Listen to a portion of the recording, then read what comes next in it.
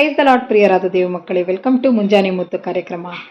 ಪ್ರಿಯರಾದ ದೇವ ಮಕ್ಕಳೇ, ನಮ್ಮ ಈ ಮುಂಜಾನೆ ಮುತ್ತು ಕಾರ್ಯಕ್ರಮದಲ್ಲಿ ಈ ದಿನಗಳಲ್ಲಿ ನಾವು ವಿಶೇಷವಾಗಿ ಯೇಸು ಕ್ರಿಸ್ತನ ಶ್ರಮೆ ಮತ್ತು ಮರಣದ ಕುರಿತಾದ 40 ದಿನಗಳ ಲೆಂಟೇಸ್ ಅಥವಾ ತಪಸ್ಸು ದಿನಗಳು ಎಂಬುದಾಗಿ ಅನೇಕರು ಆಚರಿಸುತ್ತಿರುವಾಗ ಆ ದಿನಗಳ ವಿಶೇಷತೆ ಮತ್ತು ಆ ದಿನಗಳಲ್ಲಿನ ಆತ್ಮಿಕವಾದ ಪಾಠಗಳನ್ನು ಕಲಿಯಲಿಕ್ಕಿದ್ದೇವೆ.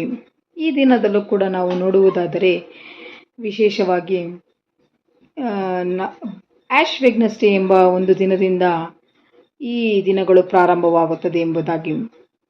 ಈ ಆ್ಯಶ್ ಅಂದರೆ ಬೂದಿ ಎಂಬುದಾಗಿ ನಾವು ನೋಡುತ್ತೇವೆ. ನಮಗೆಲ್ಲರಿಗೂ ತಿಳಿದಿರುವ ಹಾಗೆ ಬೂದಿಯು ಒಂದು ತಗ್ಗಿಸಿಕೊಳ್ಳುವಿಕೆ, ಪಶ್ಚಾತ್ತಾಪ, ಅವಮಾನ ಇವುಗಳ ಸಂಕೇತವಾಗಿದೆ ಎಂಬುದಾಗಿ. ನಾವು ಕೂಡ ಸತ್ಯವೇದದಲ್ಲಿ ನೋಡುವುದಾದರೆ ಅನೇಕ ಭಕ್ತರು ಅಥವಾ ಅನೇಕರು ಬೂದಿಯಲ್ಲಿ ಕೂತುಕೊಂಡರು ಎಂಬುದಾಗಿ. ಅದರಲ್ಲಿ ನೋಡುವುದಾದರೆ ಮೊದಲನೇದಾಗಿ ಯೋಬನು ತನಗೆ ಕಷ್ಟವು ಉಂಟಾದಾಗ ಆತನು ಪಶ್ಚಾತ್ತಾಪದ ಗುರುತಾಗಿ ಅಥವಾ ತನ್ನ ಕಷ್ಟದ, ದುಃಖದ, ಸಂಕಟದ ಗುರುತಾಗಿ ಆತನು ಬೂದಿಯಲ್ಲಿ ಕೂತುಕೊಂಡನು ಎಂಬುದಾಗಿ. ಅದನ್ನೇ ನಾವು ನೋಡಬಹುದು ಯೋಬನ ಪುಸ್ತಕ 42ನೇ ಅಧ್ಯಾಯ 6ನೇ ವಾಕ್ಯದಲ್ಲಿ. ಆದ ಕಾರಣ ನಾನು ಆಡಿದ್ದನ್ನು ತಿರಸ್ಕರಿಸಿ ಧೂಳಿನಲ್ಲಿಯೂ ಬೂದಿಯಲ್ಲಿಯೂ ಕುಳಿತು ಪಶ್ಚಾತ್ತಾಪ ಪಡುತ್ತೇನೆ ಎಂಬುದಾಗಿ ಯೋಬನು ಹೇಳುತ್ತಾನೆ.